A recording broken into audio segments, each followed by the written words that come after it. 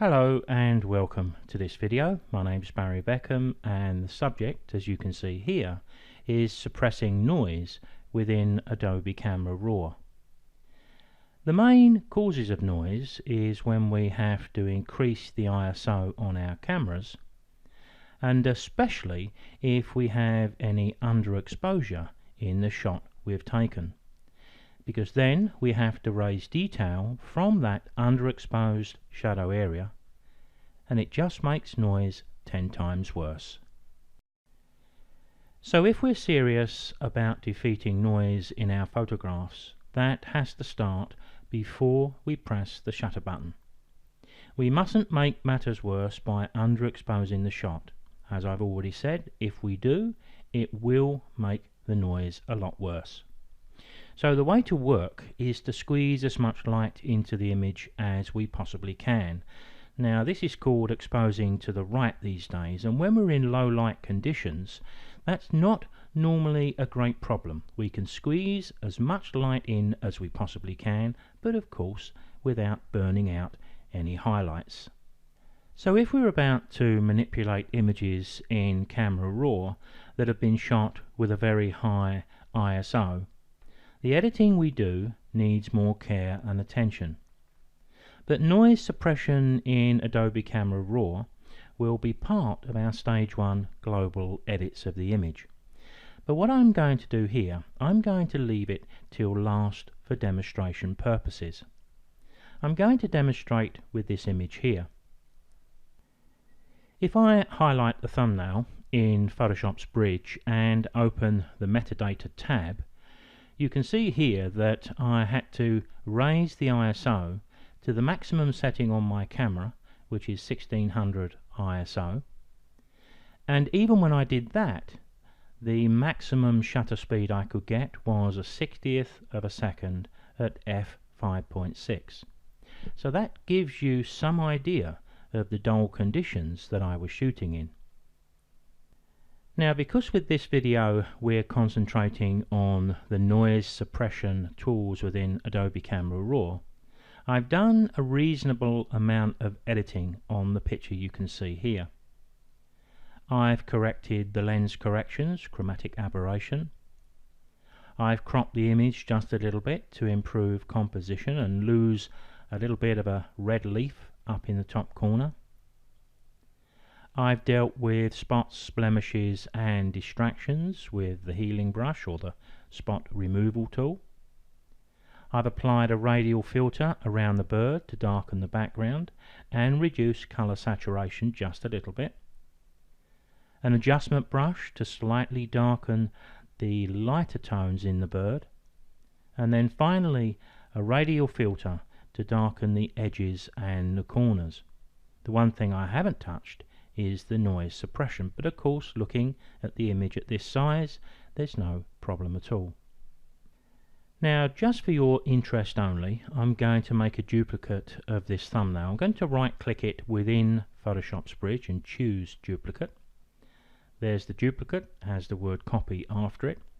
I'm going to select this one, right click once again, go to develop settings, and I'm going to clear all of the settings. Just so you can appreciate, that's the image I started with, and this is the one I'm about to open up into Camera Raw. Now, when I open the image up into Camera Raw, I'm viewing this image on a 27-inch flat screen monitor, and it looks pretty good to me. Now, you may be viewing it on a similar monitor, but you are viewing a slightly compressed video, which is going to make a slight difference. But of course, as soon as we zoom into this, we're going to start to see the noise and the effect it has on our image. So let's go up to the zoom tool at the top left, double click to increase the size to 100%.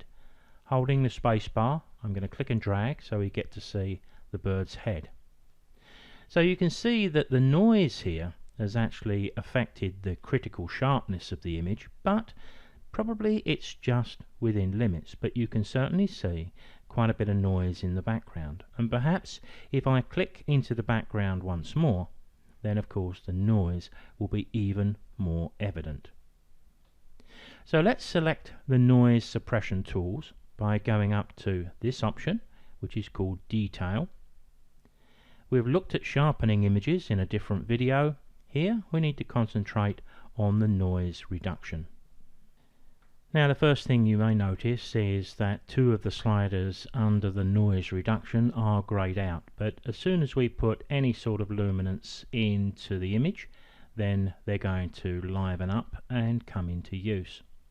Having said that, the titles on all of these sliders seem to me to be extremely vague.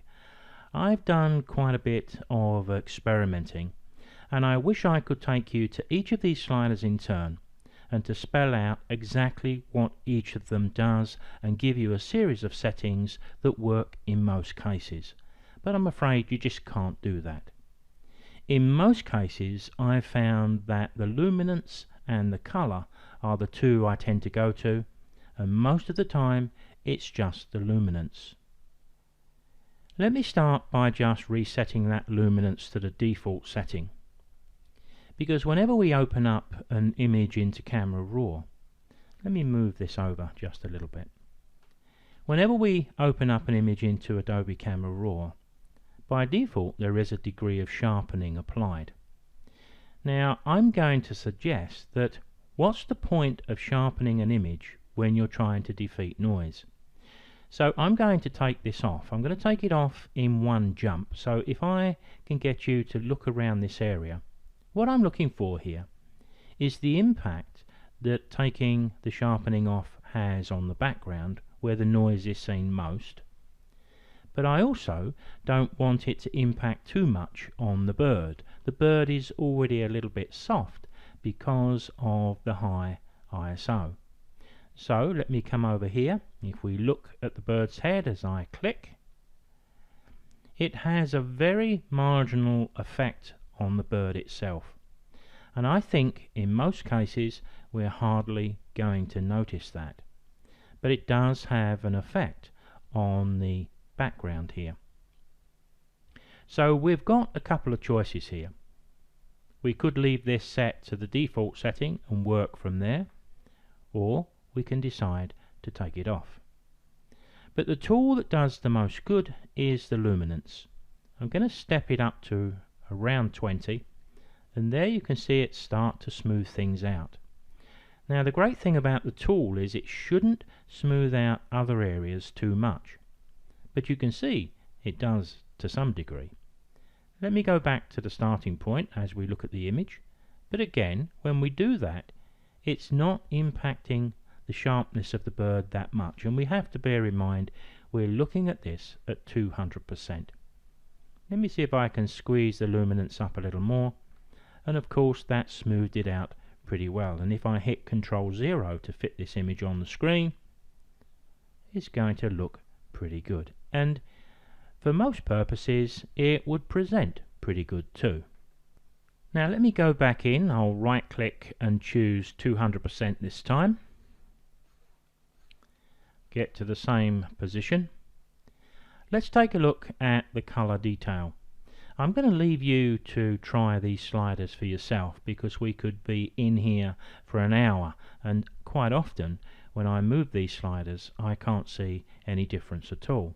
So they're obviously going to affect some images different to others. That's why we can't say do this and you'll get a result, do that and you won't. It's going to be variable. But as I said, I use the luminance and sometimes the color. Let me step the color from its 25 default setting way up to the right as we look at the bird.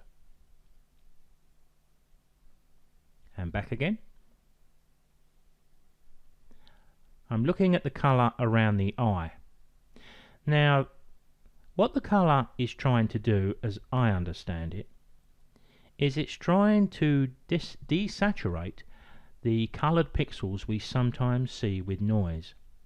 Now we could argue here that we don't have colored pixels here, so is the color helping or not? If I take it off, then perhaps you can see that there is quite a bit of color there. So the default setting seems to be a good setting here. So I'm not sure exactly what this is going to improve in this shot, and probably nothing. But let's try once more. I can't see any difference, so I'm going to reset it back to its default. So on this particular occasion, I've got the best I'm going to get from this image simply with the luminance and taking away the sharpness. Let's take one last look with the sharpness put back to its default 40 and just make sure we're happy with that. If I double click, it should snap back. So if we can look around the area of the eye, the beak and the wattle on the side of the bird, as I double click and we reset 40,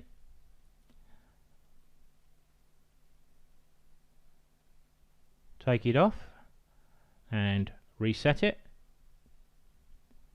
To be honest, I think I'd live with it turned off and I'd be happy to open this into Photoshop.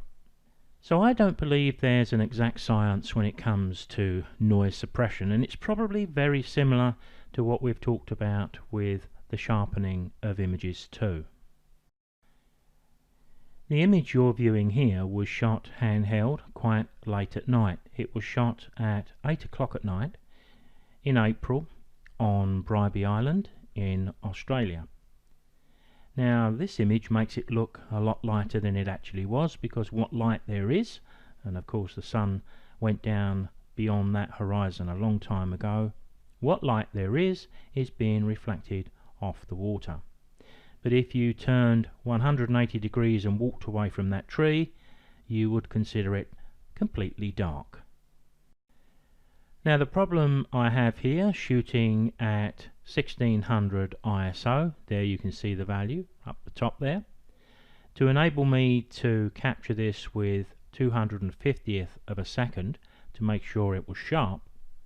But we would need to be very careful with the image editing. We'd need to make sure that we applied that little list that I mentioned before, lens corrections, cropping if we need to do it, spotting and blemishes, and there is one or two spots and blemishes there. But whenever we raise any detail, and we may have to raise a little bit at the bottom, we need to look at it carefully to make sure that we're not increasing the noise to a level where it makes the image just past its sell-by date. Now with the spinning round of the screen, that's exactly what I've done. I've just made one or two changes. I've increased the colour, I've corrected the lens corrections, chromatic aberration. I've not done anything really with the exposure, the blacks or the whites, and I've used a graduated filter and a little bit of warmth in the foreground. So all in all, it doesn't look too bad. But now let's take a look at 100% and maybe even 200%. When we look at the light tone areas, we hardly have a problem, do we? But as we move into the darker tones, up here maybe, there's still a few little spots and blemishes that need to be dealt with. Now we can see the noise. And if I click once again to bring it up to 200%, there we can see even more. And if I scroll down to the bottom and we take a look at the foreground, now we can see some problems creeping in. So if we needed evidence that the first way to defeat noise is not to underexpose the shot, we could argue here that if we'd managed to squeeze a bit more light into this shot, and we probably could have done, then it would have been better for us. So the big issue for us is this foreground. So we either let the foreground go dark so we won't see much of the noise anyway, or we take a look and see what we can do here. Remember what we did before? We took the sharpening off.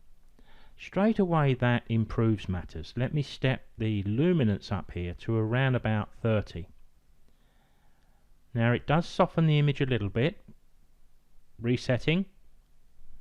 Does it soften the image, or is it just dealing with the noise and it gives us that impression? I do notice there's a little bit of chromatic aberration still showing here, so I may go back to those options. I'm going to go to my manual setting and see if I can remove that by just taking the colour down. That looks better. think I'll take the purple down as well. We can see that. Obviously, the color fringing is a little worse than normal in high ISO image like this, because in normal circumstances, if we just tick the box, it does what we want. Let's go back to the noise suppression. Let's look at the color detail here by stepping it right across to the right hand side while looking at the image. Doesn't seem to be having much of an effect here either. You can see what I mean about these sliders. Let's move up here and see if there's any difference there. Up to the maximum. Let's take it right the way off. Well, it's pretty bad when we take it off, so that default setting is obviously necessary. So maybe we could take a little bit to the right, even though we haven't seen the effect of it. But let's take a look at the foreground. It's not perfect, but given the dark tones, I'll hit Control 0, I think we've made about the best we're going to make with this image. Now, just before we leave this, it may be worthwhile just bringing the image up to 100% in the lighter areas, because if I do that, you can see that the sharpness is still there. It still looks a reasonably good image. And because we've got a dominant silhouette there and some brilliant colours in the background, if you like, we're almost diverted away from the foreground. So I actually put a graduated filter on the foreground. Let me liven that filter up, because maybe I can help matters by taking down the exposure a bit. Perhaps I brought it up a bit too much. I put some extra colour in there, but I'm not sure even if that's helping a great deal.